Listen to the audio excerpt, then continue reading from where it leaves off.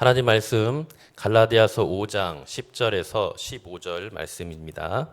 갈라디아서 5장 10절에서 15절 말씀 함께 한 목소리로 읽도록 하겠습니다. 나는 너희가 아무 다른 마음을 품지 아니할 줄을 주 안에서 확신하노라. 그러나 너희를 요동하게 하는 자는 누구든지 심판을 받으리라. 형제들아, 내가 지금까지 할례를 전한다면 어찌하여 지금까지 박해를 받으리요? 그리하였으면 십자가의 걸림돌이 제거되었으리니 너희를 어지럽게 하는 자들은 스스로 베어버리기를 원하노라. 형제들아, 너희가 자유를 위하여 부르심을 입었으나 그러나 그 자유로 육체의 기회를 삼지 말고 오직 사랑으로 서로 종노릇하라. 온 율법은 내 이웃 사랑하기를 내 자신같이 하라 하신 한 말씀에서 이루어졌나니 만일 서로 물고 먹으면 피차 멸망할까 조심하라. 아멘. 우리가 현재 살펴보고 있는 이 갈라디아에서 바울은 처음부터 지금까지 그리스도에 대한 믿음 외에 율법과 할례를 행해야만 구원을 얻을 수 있다는 이 율법주의에 대항하여 매우 강하고 전투적인 논리와 어투로 이신칭의의 복음을 변증해 왔습니다. 우리가 구원을 얻는 것은 오직 주님의 전적인 은혜로 되는 것이지 그 외에 다른 어떤 것도 더하거나 뺄 수 없다는 것이죠. 그래서 도입부를 포함한 1장과 2장에서는 자신의 사도직과 자신이 전한 복음의 이 신적 기원에 대해서 변론하였습니다. 그리고 3장과 4장에서는 율법과 약속의 차이를 대조하며 이신칭의 복음 자체의 그 정당성에 대해서 변증을 하였습니다. 그리고 이제 결론부인 이 5장과 6장에서는 바울이 이신칭의로 인해 우리 그리스도인들이 얻게 된 자유의 바른 사용에 대해서 언급을 하고 있습니다. 즉, 우리 그리스도인들은 이신칭의 복음의 진리를 따라 율법에 대해 자유할 것과 동시에 그리스도의 속죄 사역을 통해 얻게 된 그 자유를 어떻게 사용해야 하는가에 대해 교훈하고 있는 것입니다.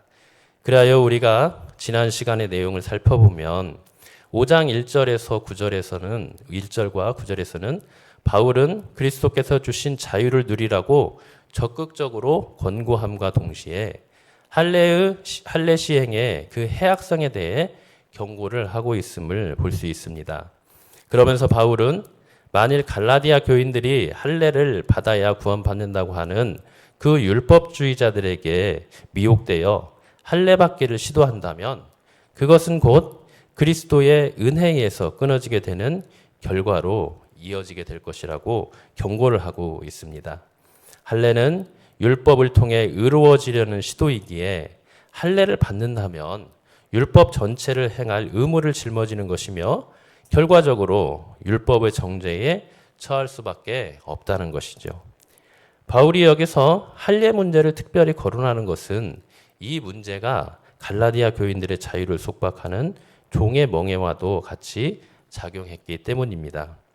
이처럼 그리스도 안에서 율법에 대해 자유할 것을 적극 권면한 바울은 곧이어 다른 각도에서 권면을 하고 있는데요. 그렇다면 우리가 그리스도 안에서 얻게 된 그 참 자유를 이제 어떻게 사용해야 되냐는 것입니다.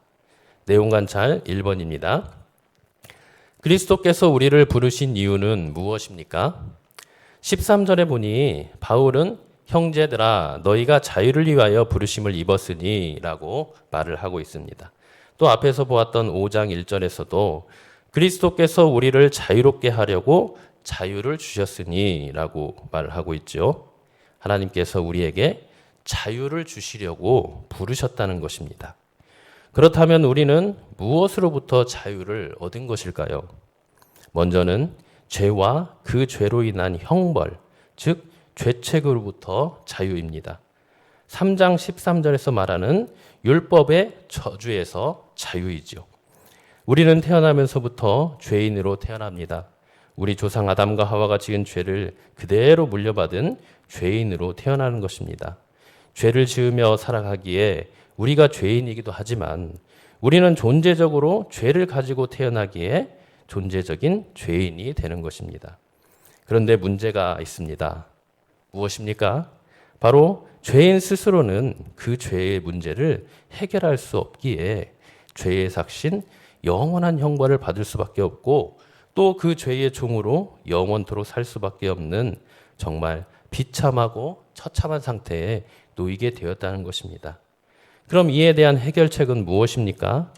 죄인인 우리 스스로가 아닌 우리 외부에서 죄와 사망을 다스릴 수 있는 절대 권력자가 사랑과 긍휼과 은혜로 구원의 능력을 베푸시는 것밖에 없습니다. 그래서 사도 바울은 에베소서 1장 1절에서 14절에서 그 구원의 은혜를 베푸신 이 성삼위 하나님의 놀라우신 구원의 은혜와 사랑을 찬양하고 있는 것입니다. 바울은 그 성삼위 하나님의 크신 구속의 은혜를 성부 하나님의 창세전 택하심, 성자 예수님의 보혈의 피로 인한 속량, 또 성령 하나님의 자녀로서의 인치심으로 구체적으로 소개하면서 소리 높여 우리를 한량없는 은혜로 구원하신 그 성삼위 하나님께 무한한 감사와 또 송축을 올려드리고 있는 것입니다. 이 하나님의 크신 은혜로 말미암아 죄와 죽음의 형벌, 율법의 저주에서 우리를 구원하시고 자유케 하신 그 하나님의 이름을 높여드리고 있는 것이죠. 내용 관찰 2번입니다. 우리에게 주어진 자유를 사용할 수 있는 두 가지 방법은 무엇입니까? 자, 그렇다면 성삼위 하나님의 크신 은혜와 사랑으로 구원함을 얻어 죄와 율법에서 자유함을 얻은 우리 그리스도인들은 이제 어떤 삶을 살아야 합니까? 10절에 보면 아무 다른 마음을 품지 않아야 된다고 합니다.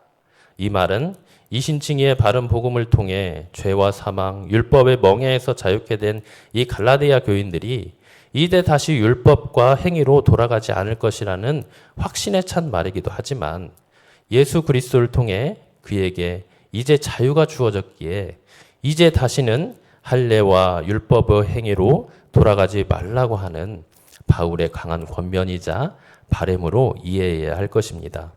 이제는 예수 그리스도의 피값으로 죄사함을 받고 율법의 저주에서 자유함을 얻었으니 이 십자가 복음 외에는 다른 그 어떤 말도 들어서는 안 되고 또 십자가를 떠나거나 그 십자가에 그 어떤 것을 더하려는 다른 마음을 품어서는 안 된다는 것입니다.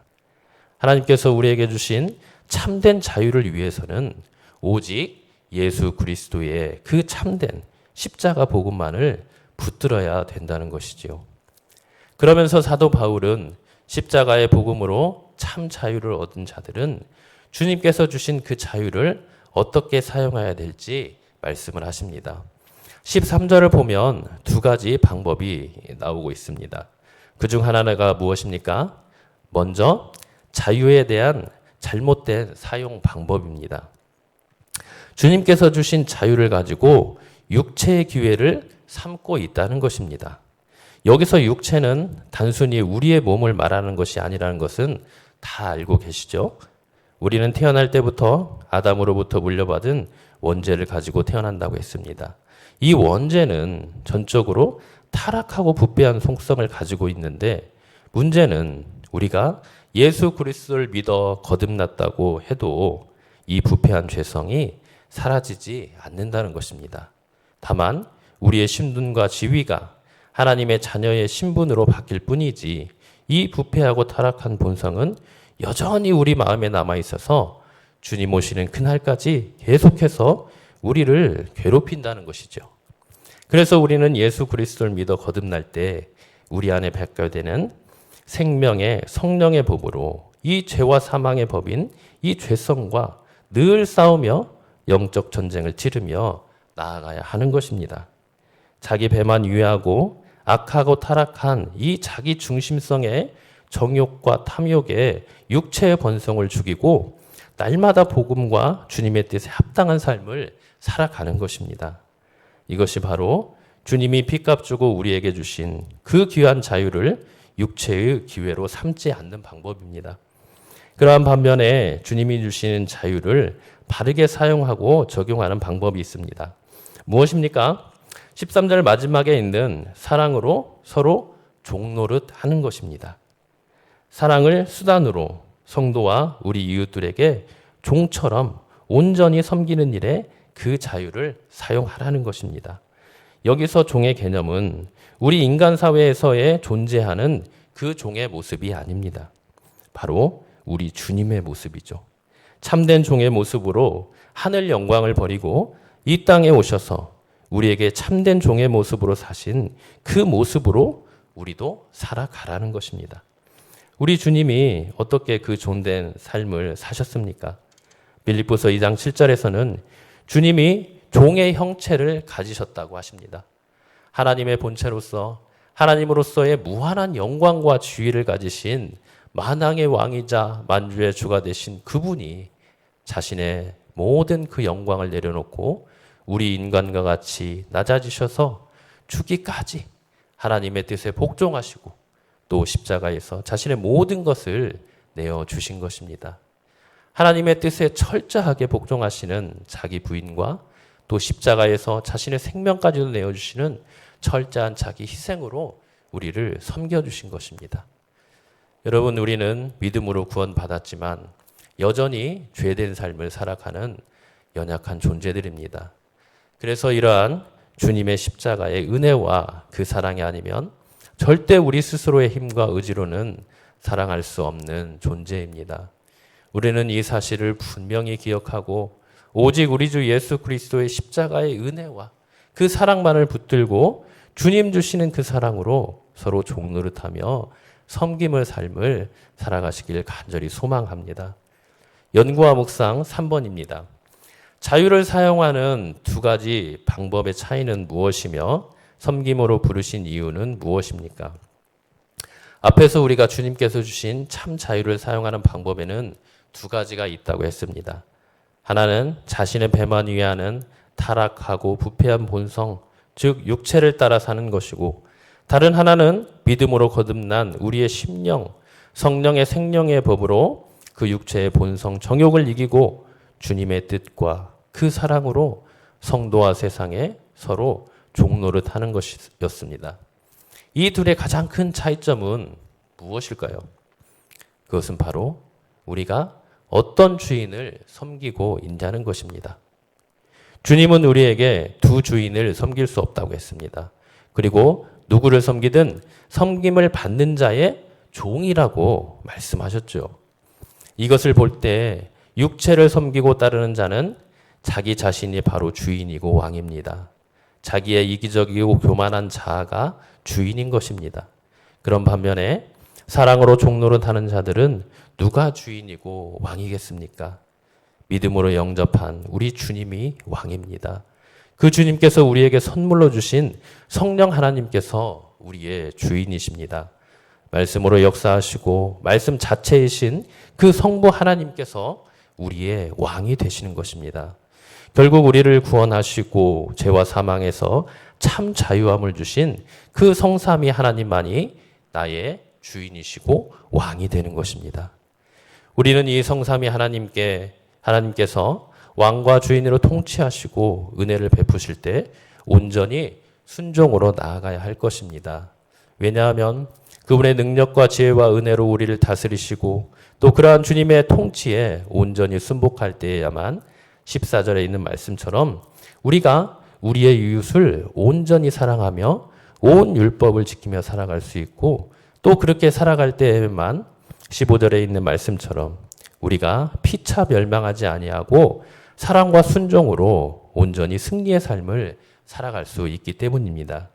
이것이 바로 주님께서 섬김으로 부르신 이유입니다. 우리가 온전히 주님의 사랑으로 서로 섬기고 사랑하며 나아갈 때만이 주님께서 우리에게 주신 그 자유가 방종이 아닌 참 자유로 가치 있게 되고 자유가 자유되는 삶을 살 수 있기 때문입니다.